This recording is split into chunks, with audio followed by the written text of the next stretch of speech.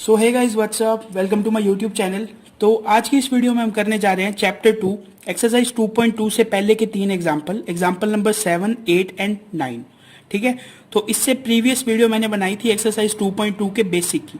अगर आपको वो वीडियो चेकआउट करनी है तो मैंने उसका लिंक ऊपर सजेशन में दे रखा है, आप वहाँ जाके उसको चेकआउट कर सकते हो। ठीक है, तो उसके अंदर मैंने बताया था बेसिकली रिलेशन क्या होता है, एरो डायग्राम क्या होता है, डोमेन, को डोमेन, रेंज, ये सब मैंने उसके अंदर बताए थे। लेकिन मैंने उसके अंदर कोई भी एग्जाम्पल लेके आपको ये चीज नहीं समझाई थी। ठीक है, तो आज हम बेसिकली उस कंसेप्ट पे ये एग्जाम्पल करने जा रहे हैं। ठीक है, तो पढ़ो example number 7। Let A is equals to 1 to 6 A set दिया हुआ है। Define a relation R from A to A. कल भी मैंने आपको ये बात बताई थी कि जो रिलेशन होता है वो हमेशा दो सेट्स के बीच में होता है। जरूरी नहीं है कि दोनों सेट अलग अलग हो, ए और बी हो, दोनों सेट सेम भी हो सकते हैं। रिलेशन क्या डिफाइन किया हुआ है, x comma y, where y is equals to x plus 1। ठीक है, तो पहले क्वेश्चन से स्टार्ट करते हैं। Depict this relation using A arrow diagram. ठीक है, स्टार्ट करते हैं इसके सॉल्यूशन से। किस तरह करेंगे देखते हैं। सबसे पहले जो जो गिवन है उसे लिख लेते हैं। क्या क्या गिवन है, एक तो सेट ए दिया हुआ है 1 2 3 4 5 6। ठीक है, एक हमें relation R set builder form में गिवन है। अब मैं आपको ये बताऊंगा ये सेट बिल्डर कैसे है और इसकी रोस्टर कैसे लिखते हैं। ये हमें एक रिलेशन दिया होगा। तो पहले क्वेश्चन में हमें क्या करना है, पहले क्वेश्चन में हमें बनाना है एक एरो डायग्राम। तो एरो डायग्राम के लिए सबसे पहले एक ओवल शेप बनाओ, एक और ओवल शेप बनाना है। सबसे पहली चीज ध्यान देने वाली क्या है, ये दोनों सेट क्या है, दोनों सेट हैं ए। समझ गए, ए सेट के अंदर एलिमेंट क्या है, 1 2 3 4 5 6। समझ गए, दूसरे सेट में भी यही होंगे 4 5 6। इस फर्स्ट सेट के सभी एलिमेंट्स को मान लिया मैंने x और इस सेकंड सेट के एलिमेंट्स को मैंने मान लिया y। ये जो रिलेशन हमें दिया हुआ है y is equals to x plus 1, इसको सेटिस्फाई करवाने के लिए इस 1 का रिलेशन 2 से होना चाहिए। अब आप मेरे को बताओ कैसे। अगर x की वैल्यू मैं यहाँ पे 1 रखूं तो y की वैल्यू कितनी आएगी, y की वैल्यू 2 आएगी, इसलिए मैंने 1 को 2 से मैच कर दिया। अगर मैं x की वैल्यू 2 रखूं तो y की वैल्यू 3 आएगी। इसी तरह अगर मैं 3 रखूं तो 4 आएगी, 4 रखूं तो 5 आएगी, एंड अगर मैंने 5 रखी तो क्या आएगी, 6 आएगी। अब मैंने x की वैल्यू रखी 6, x की वैल्यू मैंने यहाँ 6 रखी तो 6 प्लस 1, y की वैल्यू क्या आई 7, लेकिन 7 इस सेट के अंदर नहीं है, तो हम x इज इक्वल्स टू 6 को नहीं लेंगे, या हम ये कहेंगे x इज इक्वल्स टू 6 का रिलेशन इस सेट के साथ नहीं है। तो ये एरो काउंट करो कितने हो गए, ये एरो है 5, तो हमें ये 5 रिलेशन मिल गए। ये मैंने लिख दिया, ये सेट बिल्डर फॉर्म में दिया हुआ था। अभी मैं आपको इसको रोस्टर फॉर्म में लिख के दिखाता हूँ कैसे।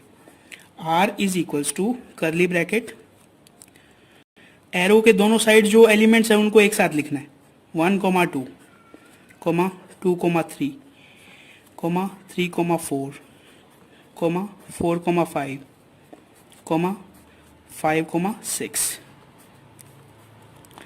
ये क्या है, ये है रिलेशन की रोस्टर फॉर्म, रिलेशन की रोस्टर फॉर्म। और ये हमें क्वेश्चन में क्या गिवन थी, सेट बिल्डर फॉर्म। तो ये एक कंसेप्ट था जो आपको क्लियर होना चाहिए। इस रिलेशन को देख के आपको कुछ याद आ रहा है, इसकी रोस्टर फॉर्म को देख के। इस टाइप में हम एलिमेंट्स को तभी लिखते हैं जब हम किसी भी दो सेट का आपस में कार्टेशियन प्रोडक्ट करते हैं। यानी एक रिलेशन जो होता है वो हमेशा एक ए क्रॉस बी का सबसेट होता है। कोई एक रिलेशन जो ए से बी के अंदर डिफाइन है या ए से ए के अंदर डिफाइन होता है तो हम क्या लिखते हैं, R is a subset of A cross A. ठीक है, तो ये चीज आप याद रखना, एक रिलेशन हमेशा उन्हीं दोनों सेट के क्रॉस प्रोडक्ट के का हमेशा सबसेट होता है। तो ये जो चीज है इसे कहते हैं एरो डायग्राम। लास्ट वीडियो में मैंने आपको बताया था। तो हमारा फर्स्ट क्वेश्चन यही था कि इसका एक एरो डायग्राम बनाओ, तो ये हमने एरो डायग्राम बना दिया। ठीक है, अब देखो क्वेश्चन नंबर 2 क्या है। Write down the domain, codomain and range of R. ये भी मैंने आपको लास्ट वीडियो में समझाया था, डोमेन को डोमेन क्या होता है। सबसे पहले लिखो डोमेन। डोमेन होते हैं 1 2 3 4 5। डोमेन की डेफिनेशन क्या थी? फर्स्ट सेट के ऐसे एलिमेंट जो दूसरे सेट से कनेक्टेड हैं। 1 2 3 4 5 देखो कनेक्टेड है, 6 कनेक्टेड नहीं है, तो मैंने डोमेन के अंदर 6 को नहीं लिया। इसी तरह कोडोमेन। कोडोमेन में आप बिल्कुल आंख बंद करके दूसरा सेट पूरा का पूरा लिख दो, चाहे वो कनेक्टेड है चाहे नहीं है। यानी 1 2 6, 1 2 3 4 5 एंड 6। ठीक है। अब देखो रेंज। रेंज में क्या है? रेंज में हम सेकंड सेट के उन एलिमेंट्स को लिखेंगे जो इसके साथ रिलेशन में है।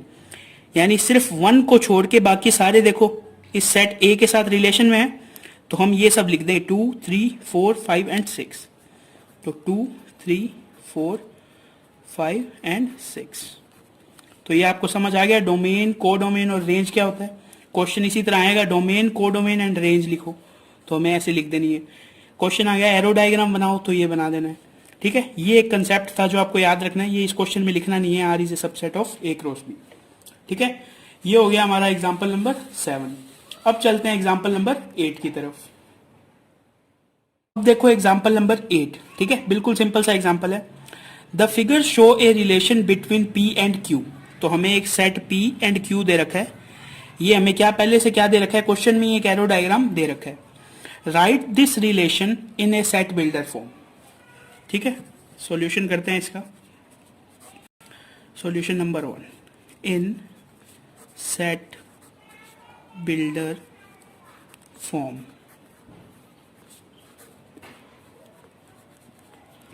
मैंने आपको क्या बोला था? फर्स्ट सेट के सभी एलिमेंट्स को मान लो x, सेकंड सेट के सभी एलिमेंट्स को मान लो y। ठीक है। आपको इससे देखो क्या पता चल रहा है, 9 किससे कनेक्टेड है? -3 एंड 3 से। यानी इस सेट के सभी का अगर हम स्क्वायर करें तो हमें क्या मिल जाएगा? एक p का एक एलिमेंट मिल जाएगा। ठीक है। तो देखो इसको सेट बिल्डर फॉर्म में किस तरह लिखेंगे? R is equals to x, y, where x is equals to y square, where x belongs to p and y belongs to r। y belongs to r, यहाँ p आएगा, x belongs to p। क्या लिखा है मैंने? समझो, एक relation है x Y का। कैसे? x is equals to y square, यानी y की वैल्यू क्या है? -5, तो इसका स्क्वायर करो, क्या आएगा? 25। तो ये देखो ये रिलेशन 25 से है, तो x की वैल्यू कितनी आ जाएगी? 25। समझ गए? इस तरह ये मैंने एक रिलेशन डिफाइन कर दिया। सभी x कहाँ से बिलोंग करेंगे? p से, और सभी y कहाँ से बिलोंग करेंगे? q से। ठीक है। अब देखो इसी को ही हमने लिखना है रोस्टर फॉर्म में, तो लिखो in roster form. Roster form में देखो किस तरह लिखेंगे? r is equals to x का एक एलिमेंट उठाओ 9, और उसके साथ y का एलिमेंट लिख दो 9, 3। अब इसका दूसरा एलिमेंट उठाओ 4, -2, 4, 2। फिर लास्ट क्या रह गया? 25। 25 का किस किस के साथ रिलेशन है? -5 के साथ और 5 के साथ। तो ये मैंने क्या लिख दिया? ये मैंने लिख दिया रिलेशन इन रोस्टर फॉर्म। अब देखो थर्ड क्वेश्चन। थर्ड क्वेश्चन में क्या दिया हुआ? देखो, right the domain and range. तो इसने को डोमेन नहीं पूछा, क्या पूछा है? डोमेन। डोमेन में फटाफट बताओ क्या लिखेंगे? डोमेन में लिखेंगे 9, 4, 25। 3 ही एलिमेंट है और तीनों किसी ना किसी से कनेक्टेड है। रेंज देखो, रेंज में क्या लिखेंगे? रेंज में लिखेंगे -5, -2, -3, 2, 3 एंड 5। हमने किसको छोड़ दिया? एक ये जो +1 है, जो किसी के साथ कनेक्टेड नहीं है, उसको हमने छोड़ दिया। और अगर हमें ये को डोमेन लिखने को बोल देता तो क्या लिखते? ये सभी एलिमेंट और इसके साथ एक +1 और ऐड कर देते, तो क्या बन जाता? को डोमेन। ठीक है। ये हो गया हमारा example number 8।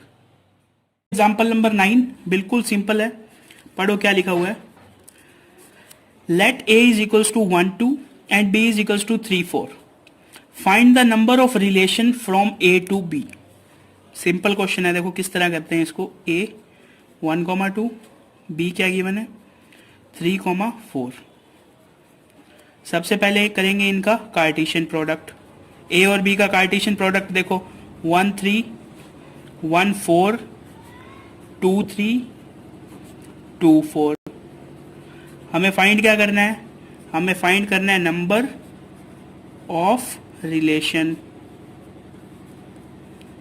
Number of relation is equals to होता है subset of A cross B, या ऐसे लिख सकते हैं number of subset of A cross B.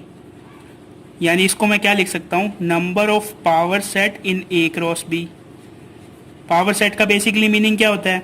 A cross B के सभी सबसेट। एन लगा दिया यानी नंबर ऑफ सबसेट। फॉर्मूला याद होगा आपको, 2 n, where n is number of element. Count करो ए क्रॉस बी में कितने एलिमेंट हैं? 3 4 एलिमेंट्स हैं। क्या आएगा इसका आंसर? 4 टाइम्स 2, 2 2 4, 4 2 8, 8 2 16। तो number of relation from A to B कितना आ गया? 16। ये लाइन हमेशा आपको याद रखनी है, क्या? Number of relation is equals to number of subset of A cross B. अगर रिलेशन ए से ए के अंदर ही हो तो क्या लिखेंगे? Number of elements in subset of A cross A. यानी जिन दो सेट्स के अंदर रिलेशन हो उन्हीं दोनों का क्रॉस प्रोडक्ट निकालना है और उनके सभी सबसेट निकालने हैं। वो सभी सबसेट ही बेसिकली क्या होंगे? सारे रिलेशन होंगे। समझ गए? तो ये हो गए हमारे एक्सरसाइज 2.2 से पहले के तीनों एग्जाम्पल। ठीक है, तो आज की वीडियो में बस इतना ही। अगर आपका कोई भी डाउट हो तो आप उसे कमेंट सेक्शन में पूछ सकते हैं। वीडियो कैसी लगी ये भी बता सकते हैं। Thanks for watching.